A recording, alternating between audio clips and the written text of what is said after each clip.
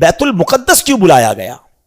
یہ بڑی کمال کا کوسچن ہے کہ اگر رب نے اپنی بارگاہ میں بلانا تھا تو یہ بیت المقدس کا ٹریول کیوں کروایا گیا؟ ایک ایسی جماعت قائم کی گئی کائنات میں، اس سے زیادہ مبارک جماعت کوئی نہیں ہوئی، اور وہ جماعت ہوئی، وہ نماز ہوئی بیت المقدس میں کہ جب سارے انبیاء صف بنا کر کھڑے ہیں، اور اب حبیب پاک جب وہاں جاتے ہیں تو جبریل امین نبی پاک کا ہاتھ پکڑ کر مصلی پہ کھڑا کر دیتے ہیں صف بصف کھڑے ہیں انبیاء، صف بصف کھڑے ہیں انبیاء، مصطفیٰ امام ہو گئے، ان کے جو غلام ہو گئے وقت کے امام ہو گئے، نام لیوا ان کے جو ہوئے ان کے اونچے نام ہو گئے۔ اور بریلی کے تاجدار سے پوچھو کہ یہ نماز کیوں ہوئی تھی، what is the reason to make that beautiful جماعت، جو سیکرڈ جماعت، دنیا کی سب سے مقدس جماعت، یہ کیوں ہوئی تھی؟ اس کی وجہ امام عشق و محبت عشق والی زبان میں فرماتے ہیں کہ نماز اقصا میں تھا یہی سر،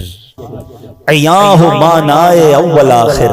کہتے جو اقصا میں جماعت ہوئی تھی نا، اس میں ایک راز تھا، اور وہ راز یہ تھا کہ پتہ چل جائے کہ اول کون ہے، آخر کون ہے، افضل کون ہے، مفضول کون ہے، آقا کون ہے اور اس کے پیچھے کون ہے۔ سبحان اللہ۔ کہتے نماز اقصا میں تھا یہی سر، عیاں ہو مانائے اول آخر، ہے دست بستہ پیچھے حاضر، جو سلطنت آگے کر گئے تھے، جو پہلے سلطنت انبیاء کر گئے، وہ سارے ہاتھ باندھ کر پیچھے کھڑے ہیں۔ سب کو بتا دیا گیا کہ رب کا حبیب کون ہے، سب کا آقا کون ہے۔ گویا یہ منظر اس وقت ظاہر ہو گیا کہ خلق سے اولیاء، اولیاء سے رسول، اور رسولوں سے اعلیٰ، اور رسولوں سے اعلیٰ۔ مسجد اقصی میں جب نبی پاک علیہ الصلوۃ والسلام پہنچے نا، تو اب وہاں پر نبیوں نے خطبہ دیا۔ اب ذرا خطبہ سنیے گا۔ سب سے پہلے حضرت ابراہیم نے خطبہ دیا، الحمدللہ الذی اتخذنی خلیلا، تمام تعریفیں اس اللہ پاک کے لیے جس نے مجھے اپنا خلیل بنایا۔ حضرت موسیٰ علیہ السلام نے خطبہ دیا، الحمدللہ الذی کلمنی تکلیما، تمام تعریف اللہ پاک کے لیے جس نے مجھے کلام کا شرف بخشا۔ تیسرا خطبہ دیا حضرت داؤد علیہ السلام نے، آپ نے کہا الحمدللہ الذی خولنی ملکا، تمام تعریف اس اللہ پاک کے لیے جس نے مجھے سلطنت عطا فرمائی۔ تمام انبیاء آتے رہے، خطبہ دیتے رہے۔ اب جب نبی پاک علیہ السلام کی باری آتی ہے، اللہ کے حبیب کی باری آتی ہے، آپ نے فرمایا الحمدللہ الذی ارسلنی رحمتا للعالمین، تمام تعریفیں اس رب کے لیے جس نے مجھے رحمت بنا کر بھیجا۔ اسی خطبے کے دوران سنو اے امتیوں، تمہارے آقا تمہیں اس شاندار محفل میں بھی نہیں بھولے۔ ٹرائی ٹو انڈرسٹینڈ کس کوالٹی کی وہ محفل ہوگی۔ کائنات کے سارے بہترین، سب سے بہترین افراد جمع ہیں، اللہ کے حبیب خطبہ دے رہے ہیں، اور آڈینس کون ہے؟ انبیاء ہیں۔ سب اپنی اپنی بات کر گئے نا۔ سنو نبی پاک نے آگے کیا فرمایا۔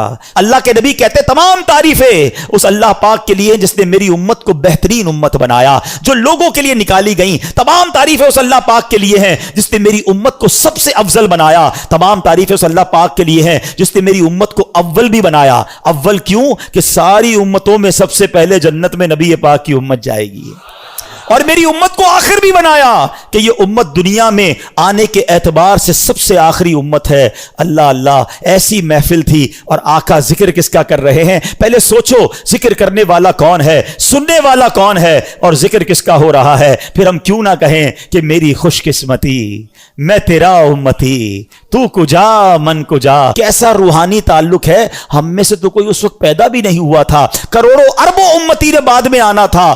آقا معراج کی رات بھی اپنی گناہگار امت کو یاد رکھے ہوئے ہیں۔ ارے بتاؤ، جو دنیا میں امت نہیں آئی اس کا پہلے خیال رکھ سکتا ہے تو خود پردہ فرما جائیں تو بعد میں آنے والی امت کا خیال کیوں نہیں رکھ سکتا ہے؟ وہ آج بھی مدد فرماتے ہیں، وہ آج بھی نگاہ فرماتے ہیں، وہ آج بھی امت کا خیال رکھتے ہیں، اور سنو انشاءاللہ بروز قیامت بھی ہماری شفاعت فرمائیں گے۔